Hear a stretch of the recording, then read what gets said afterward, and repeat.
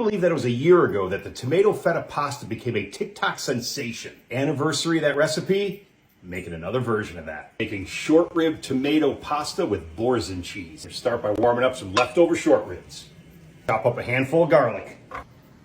We're gonna add the garlic, salt and pepper, pack of cherry tomatoes, add some oregano, and a box of boursin cheese. I'm using garlic and herb. I love that cheese, so I'm adding 2 of them. Olive oil on top.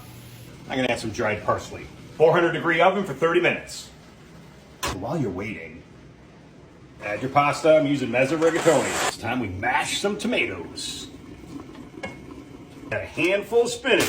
A couple handfuls. And the pasta. Mix it all together. Scoop of pasta water. Fresh basil.